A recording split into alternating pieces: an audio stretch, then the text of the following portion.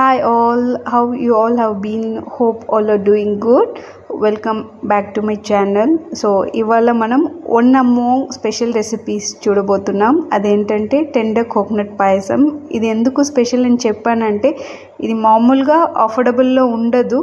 అలా ఉంటే కూడా కొద్దిగా రేర్గానే మనకు దొరుకుతుంది. సో రండి ఈ రెసిపీ ఎలా చేద్దామని చూద్దాం. సో ఫస్ట్ మనకు 500 ml ఆఫ్ రెగ్యులర్ మిల్క్ మనం యూస్ చేసే మిల్క్ తీసుకోవచ్చు. నెక్స్ట్ వచ్చి ఒక 4 టెండర్ కోకోనట్ ఒక పల్ప్ అనమాట. నెక్స్ట్ వచ్చి ఒక చిన్న మీడియం సైజు హోల్ కోకోనట్ దాన్ని క్యూబ్స్ చేసి పెట్టాను. నెక్స్ట్ వచ్చి elaichi powder, next 50 grams of sugar and condensed milk. So ingredients అయితే చాలా మినిమల్గా ఉంటుంది, కానీ మనం దీన్ని చేసే ప్రొసీజర్ అనేది మనం పర్ఫెక్ట్గా చేస్తే మనకు అంత టేస్టీ పాయసం అనేది దొరుకుతుంది. సో రండి ఎలా చేద్దామని చూద్దాం.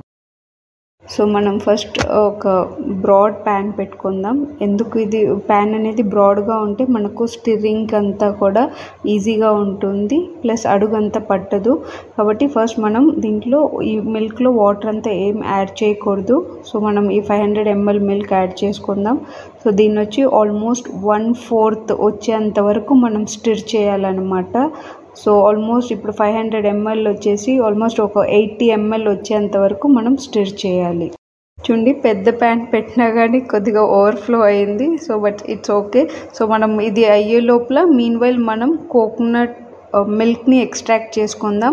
సో మనం పెట్టాం కదా, ఈ క్యూబ్స్ని ఒక జార్కి ట్రాన్స్ఫర్ చేసుకొని ఈ వాటర్ అనేది టెండర్ కోకోనట్ వాటర్. సో నేను చెప్పాను కదా, ఇది మనం ఎంత పర్ఫెక్ట్గా చేస్తే మనకు అంత పర్ఫెక్ట్ పాయసం అనేది మనం టేస్ట్ చేయగలుగుతాం.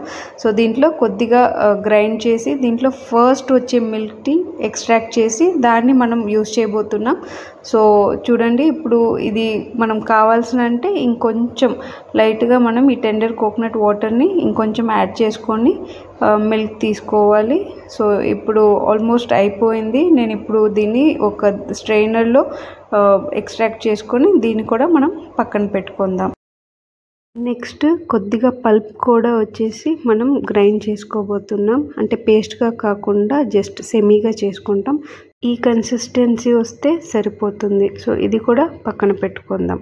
ఆ లోపల ఇప్పుడు మిల్క్ ఆల్మోస్ట్ బాయిలింగ్ స్టేజ్ వచ్చి లాస్ట్ స్టేజ్ ముందు స్టేజ్ వరకు వచ్చేసింది.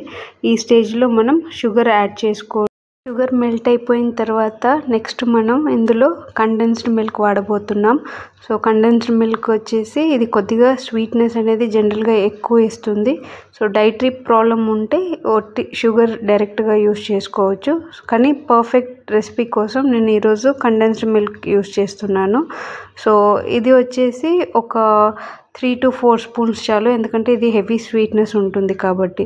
సో దీన్ని కూడా వేసి కొద్దిగా మనము జస్ట్ బాయిలింగ్ స్టేజ్ వచ్చిన తర్వాత చూడండి ఈ టెక్స్చర్ వచ్చేస్తుంది ఆల్మోస్ట్.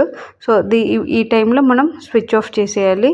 మీన్వైల్ మనము పల్ప్ ఉంటుంది కదా, రిమైనింగ్ పల్ప్ కొంచెం ఉంటుంది, దాన్ని చిన్న చిన్న ముక్కలుగా, ఎందుకంటే మనం పాయసం తాగేటప్పుడు మధ్యలో ఆ ఫ్లేవర్ అనేది వస్తే బాగుంటుంది.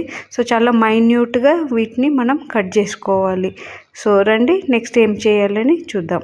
ఇప్పుడు ఈ పాలు బాగా చల్లారిపోయింది. సో ఇందులో చాలా కొద్దిగా మనం ఇలైచీ పౌడర్ వేసుకోవాలి. సో దీన్ని మంచి స్టిర్ ఇవ్వాలన్నమాట.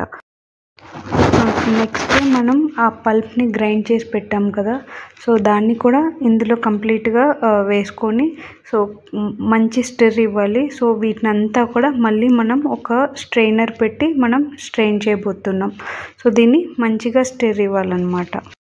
సో నెక్స్ట్ మనము ఇప్పుడు ఎక్స్ట్రాక్ట్ చేసి పెట్టిన కోకోనట్ మిల్క్ అది కూడా యాడ్ చేసుకోబోతున్నాం. సో వీటన్నిటిని యాడ్ చేసి మంచిగా స్టిర్ ఇచ్చి అగైన్ దీన్ని మనం ఒక స్ట్రైనర్లో స్ట్రెయిన్ చేసుకోబోతున్నాం. సో ఇది వచ్చి చిన్న మైన్యూట్గా ఉన్న హోల్స్ స్ట్రైనర్లో మనం చేసుకోవాలి, ఎందుకంటే అప్పుడే మనకు ఆ ఎక్స్ట్రా పల్ప్ అవంతా కూడా మనకు రాకుండా ఉండాలి, అప్పుడే టేస్ట్ బాగుంటుంది. సో చూడండి, ఇలా ఓన్లీ మిల్క్ మాత్రం ఎక్స్ట్రాక్ట్ అవ్వాలి. సో నెక్స్ట్ వచ్చేసి దీనంతా అంతే అంతే స్టేజ్ ఆల్మోస్ట్ అయిపోయింది. సో ఈ స్టేజ్లో ఒకసారి టేస్ట్ చేసి చూడండి. మీకు స్వీట్నెస్ అయితే తక్కువ ఉంటే కన్నా కొద్దిగా కండెన్స్డ్ మిల్క్ అనేది మీరు వాడుకోవచ్చు.